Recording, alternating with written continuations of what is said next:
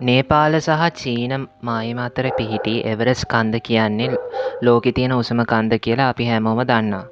ඒ වගේම 1953 sir Edmund Hillary සහ ටෙන්සින් නෝර්ගේ ප්‍රථම වතාවට සාර්ථකව එවරස් කන්ද නගින එක ගැනත් අපි හැමෝම දන්නවා. ඒ වගේම එදා ඉඳලා ගොඩක් මිනිස්සු ලොකු එෆර්ට් එකක් දීලා එවරස් කන්ද පුළුවන් තරම නගින්න කියලත් ඒක අපි හැමෝම දන්නවා. හැබැයි අපි සමහර විට නොදන්න කාරණාවක් තමා එවරස් කන්ද කියන්නේ ටිකක් බියජනක තැනක්. මේ වෙද්දි මිනිස්සු 300ක් විතර එවරස් කන්ද නගින්න ගිහිල්ලා තමාගේ ජීවිතේ නැති වුණා. ඒ මදිවට ඒගොල්ලන්ගේ හොල්මන් පවා දකින්නවාලු ඒ නගින අයට අනුව. ඒ මදිවට ඒ එවරස් සහ හිමාලය කඳුවැටි අසල ඉන්න ෂර්පා අයගේ ජන සංස්කෘතියට අනුව ඒගොල්ලෝ විශ්වාස කරනවා ඒ එවරස් කඳුවැටියේ සහ හිමාලය කඳුවැටියේ ප්‍රේතයෝ ඉන්නවලු. මේ ප්‍රේතයෝ සාමාන්‍යයෙන් මොකද්ද කරන්නේ?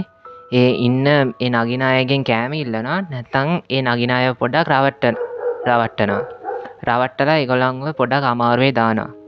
හැබැයි තමාගේ වාසනාවට ඒගොල්ලන්ගේ වාසනාවට ඒ මොරාල් බූස් කරන මේ සමහර හොල්මන් ඉන්නවා. උදාහරණයක් හැටියට 1924 සර් එඩ්මන් හිලරි ටෙන්සින් නෝර්ගේ ඒ දෙන්නටත් කලින් නගින්න ගියාම ඇන්ඩ්‍රු අර්වින් කියලා පුද්ගලෙක් එයාත් නගින්න ගිහිලා අවාසනාවට එයාගේ ජීවිතේ නැති වුණා. එයාගේ හොල්මන සමහර අය දකින්නවලු. හැබැයි ඉතින් ඒ හොල්මන මොකද්ද කරන්නේ? ඒ නගින අය පොඩක් මොටිවේට් කරනවා. හැබැයි මේක මතක තියාගන්න. දැන් මේ කඳුවැටියෙන් මීටර් 8000ට වඩා ගියාම තමාගේ මහන්සියක් දැනෙනවා. ඒ වගේම මේ පොඩ්ඩක් අපි කියමුකෝ ඔක්සිජන් වල පොඩි අඩුවක් එනවා. ඒ වෙද්දි තමාගේ මනස පොඩ්ඩක් විකෘති වෙලා තමාට දැනෙයි හොල්මන් ඉන්නවා කියලා. නැත්නම් ඉතින් කෙටින් කියනවා නම් පොඩ්ඩක් පිස්සුත් හැදෙයි මේ උඩට යනකම්.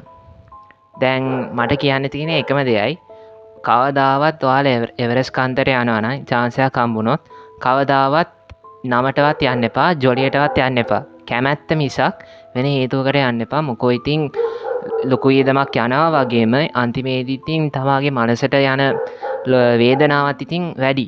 ඒ නිසා ඉතින් පුළුවන් නම්, ඒ කියන්නේ පුළුවන් වගේම කැමැති නම්, කඳුවැටි නගින්න කැමැති නම් විතරක් යන්න.